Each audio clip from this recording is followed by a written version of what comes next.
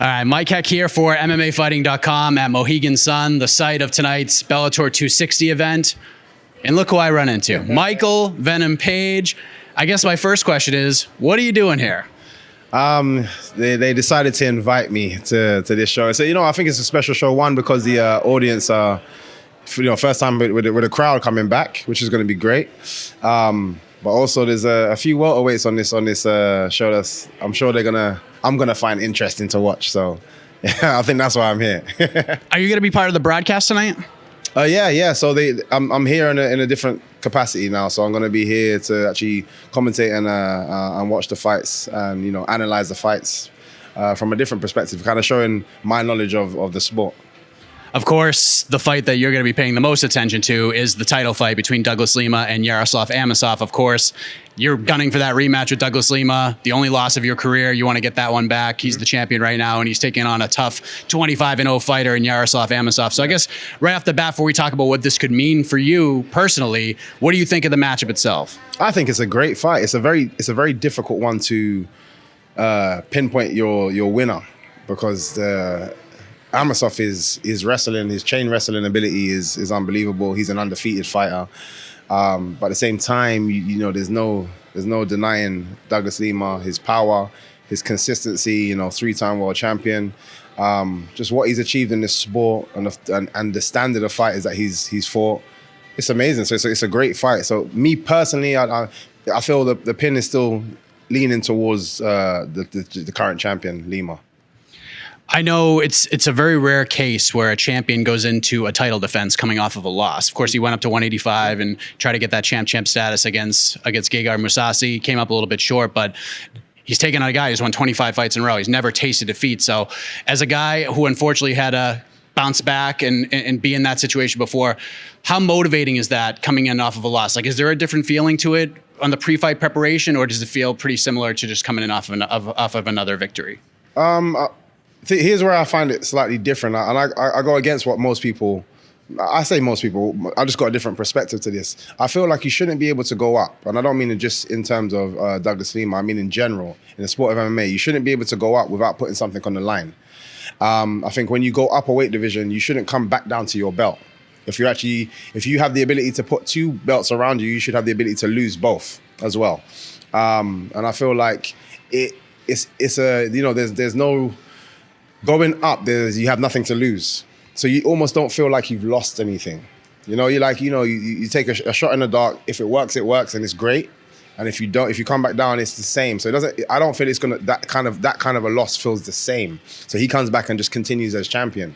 So yeah, in that respect, I don't agree. I don't think it's gonna change his perspective or how his motivation going into this fight. I think he still feels like he's the champion, and he's gonna act accordingly. Scott Coker said after your last fight, that impressive performance against Eric Anderson, that he felt like you were going to be next in line to fight Douglas Lima if he can come out of this fight with the title. Do you feel that way as well? Like, do you believe that no matter what happens later on tonight, you are next, you are going to be fighting for the belt? Yeah, I believe that wholeheartedly. I believe I've deserved it long enough now. I've been very active. And I think it's a great story as well. It's my only loss. It'd be great to see that come back. I don't know why anybody wouldn't want to see it. So yeah, I definitely believe I should be the next in line to whoever wins this fight. I should be the next one there. Say if it is Lima, because that seems to be the fight that everybody wants to see, just to see how you can bounce back from that. How different will that fight go? Like, you obviously, in this sport, you evolve so much from fight to fight, but you're obviously a much different guy. You've had many fights since that fight. How different of a fighter will we see if it is Lima on the other side of that cage? Oh yeah, the motivation is insane. It's enormous. I am extremely hungry to go back in and show what I believe was a fault on my side. Don't like to take anything away from him, and I still respect him as a professional athlete. I think he is an amazing fighter, but I don't believe I was losing that fight. I lost the fight. I don't believe I was losing that fight. So I feel like I know exactly what I need to do to go in there this time round and rectify that and actually make a difference. Of course, the co-main event is a fan-friendly one. You got Paul Daley. Guy thought we thought he was going to be done. Comes back, has that crazy fight with Sabah Hamasi. He's back again in the daily weight of 175. He's going to take on Jason Jackson, who's on a tear right now. What are your thoughts on that fight? Again, it's a tough fight. It's an exciting fight to watch, and this is why I'm glad I'm here to be witness to that. Paul Daley, that knockout ability is, no one can second guess that. No one can question that. It's amazing power. And if Jason Jackson decides to entertain that and sit in the pocket with him and trade with him, potentially he's going to feel that power. If Jason is strategic, tactical, and just uses his youth, his momentum, just his reach, his jab, he's got so many attributes to his game. His takedowns, his grappling, his top game was great. Even we saw his jiu-jitsu ability against Gracie as well. Neiman Gracie as well. So I feel like, again, in this particular fight, unless Jason fights the wrong fight, it's leaning towards Jason. Yeah, it's a really interesting matchup. Paul obviously is expecting him to wrestle. So I'm curious, have you run into Paul here? I mean, the build to your fight was absolutely insane. It was like one of those fights that we should have saw like 2 years ago, and then it finally happened and went the way. Are you guys cool now? Like, if you see him, are you guys going to be shaking hands and exchanging pleasantries, so to speak? Definitely not shaking hands.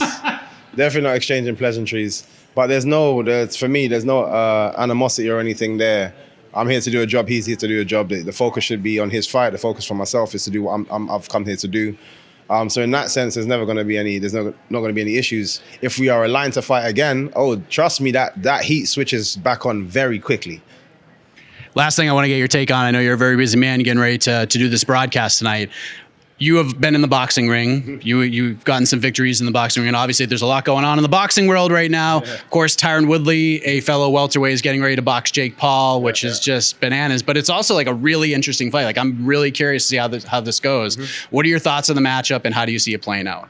Tyron Woodley, if all goes to plan, should just sleep Jake quickly. First, second round. He will feel the difference between somebody that has been in the game a long time and is experienced in terms of striking. Whereas, people the argument of Ben Askren before, somebody that has not just retired, he checked out a long time ago, and his strength was never stand up anyway. So I saw it going that way. But in this fight, it's very different. It's very different. And I see Tyron Woodley going in there and just correcting the world right now, because I feel like there's a crazy shift right now. I don't know what's going on, but Tyron Woodley's going to be the guy to correct that. I feel like the MMA community is completely in agreement with you. Michael, I appreciate the time, man. See you in the broadcast tonight.